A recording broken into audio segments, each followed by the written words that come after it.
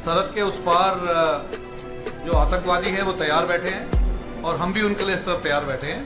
वो इधर आएंगे, हम उन्हें रिसीव कर रहे हैं और रिसीव करके हम 2.5 फुट जमीन के नीचे। सुनो स्वर्ग के सत्ताधीशों, सब शूरवीर और नभ के ईशो, नियति का ये क्रूर कृत्य कर तुम सब ने भारत को छलकर जो शक्ति संपदा पाई है वो भारत की तरुणाई है, वो भारत की तरुणाई है। हमारे शूरवीर रणधीर सीडीएस जनरल बिपिन रावत का स्वर्गवास हुए 3 दिन हो चुके हैं, लेकिन अब भी स्वीकारना हर आम भारतीय के लिए कठिन है कि वो हमारे बीच नहीं है।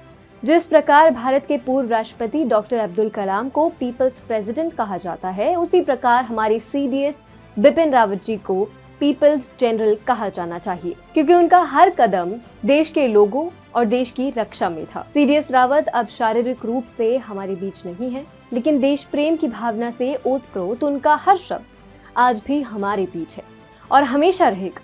हम सीडीएस रावत को ऐसे ही बेबाक रूप में याद रखेंगे और हम चाहते हैं कि आप भी उन्हें ऐसे ही याद रखिए। ऐसे में TFI लाया है आपके लिए जाबाज जनरल बिपिन रावत के कुछ ऐसे ही बयान जिन्होंने देश विरोधियों और कथित लिबरलों को कहीं मुंह दिखाने लायक नहीं छोड़ा था। आज पूरा देश बिपिन रावत जी को याद कर रहा है। आज भी उनके मार्गदर्शन और जिंदगी के महत्वपूर्ण फैसलों का आमजनों द्वारा अवलोकन किया जा रहा है। भारतीय सेना के पहले सीडीएस जनरल बिपिन रावत बेहद मुखर थे। वे अन्य जनरलों की तुलना में अधिक मुखर दिखे, लेकिन इसके सहारे लोगों को ये जानने को मिला कि रावत जी असल में क्या थे और क्या सोचते थे।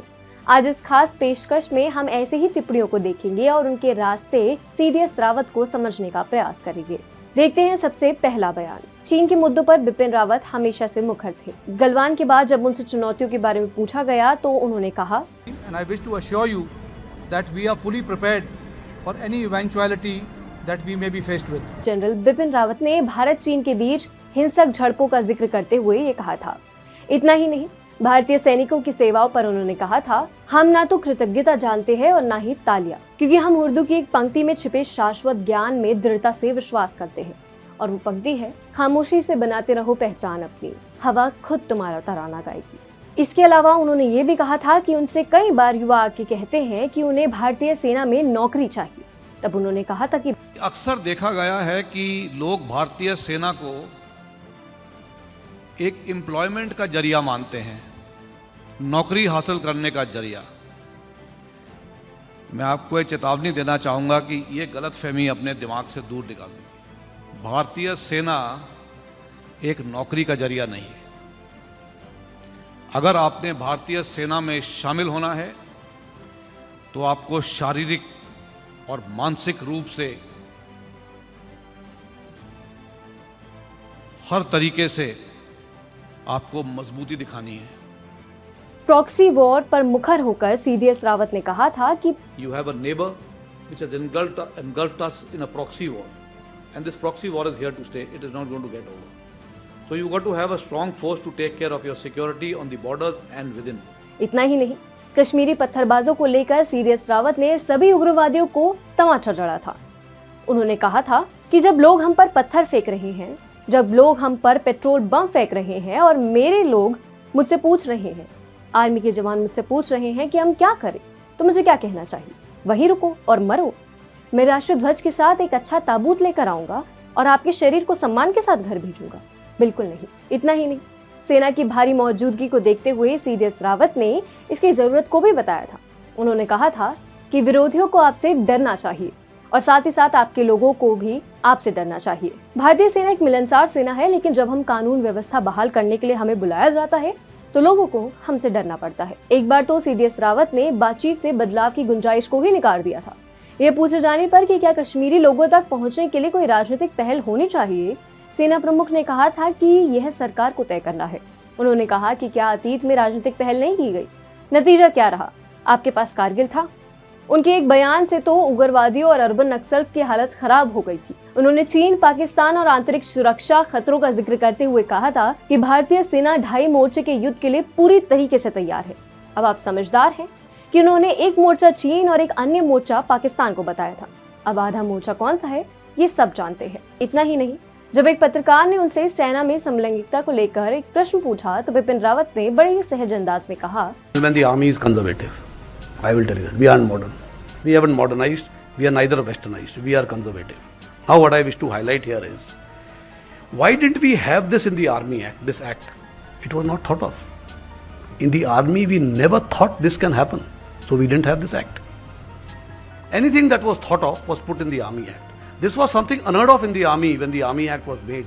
We never thought this is going to happen in the army because we never allowed it. The power to form a union, you have. I cannot.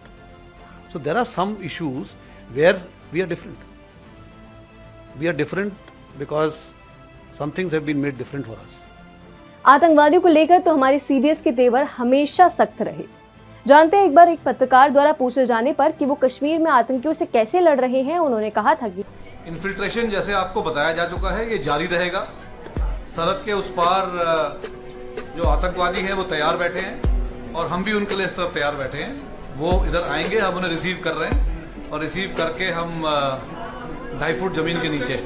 वो लोग जो शैक्षणिक संस्थानों में बैठकर जननेता बनने की कोशिश करते रहते हैं, उनको निशाना बनाते हुए सीडीएस रावत ने करारा जवाब दिया था। संशोधित नागरिकता अधिनियम और प्रस्तावित राष्ट्रीय रजिस्टर नागरिकों के खिलाफ देशव्यापी विरोध के मद्देनजर सेना प्रमुख जनरल बिपिन रावत ने कहा था, नेता वो नहीं है जो लोगों को अनुचित दिशा में ले जाते हैं। जैसा कि हम बड़ी संख्या में विश्वविद्यालयों और कॉलेजों में देखते हैं और वहाँ के छात्रों में भी देख रहे हैं, जिस तरह से वे शहरों और कस्बों में आगजनी और हिंसा करने के लिए जनता और भीड़ का नेतृत्व करते हैं, ये नेतृत्व नहीं है, वो नेता नहीं है। खुद अपने ही कुछ सैनिकों के पाखंड पर भी सीडीएस रावत ने प्रश्न उठाए थे। दिसंबर 2019 में विकलांगता पेंशन पर बिपिन रावत का बयान भी सुर्खियों में रहा था।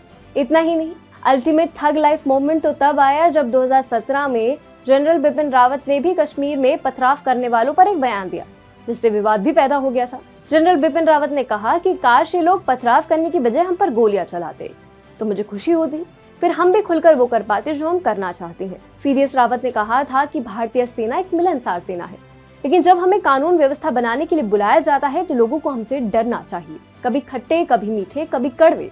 सीडीएस रावत जब तक रहे अपने विचार को लेकर मुखर रहे, कोई छल नहीं, कोई पाखंड नहीं, इनका कोई स्थान उनके जीवन में था ही नहीं। इसीलिए तो वीरों के लिए कहा गया है, चाहूं नहीं मैं सुरबाला के गहनों में गूथा जाऊं, चाह नहीं प्रेमी माला में बिंद प्यारी को ललचाऊं, चाह नहीं सम्राटों के शव पर हे हरि डाला जाऊं, चाह नहीं देवों के सिर पर चढ़ भाग्य पर इठलाओ, मुझे तोड़ लेना वनमाली उस पथ पर देना तुम फेंक, मातृभूमि पर शीश चढ़ाने जिस पथ पर जाए वीर अनेक।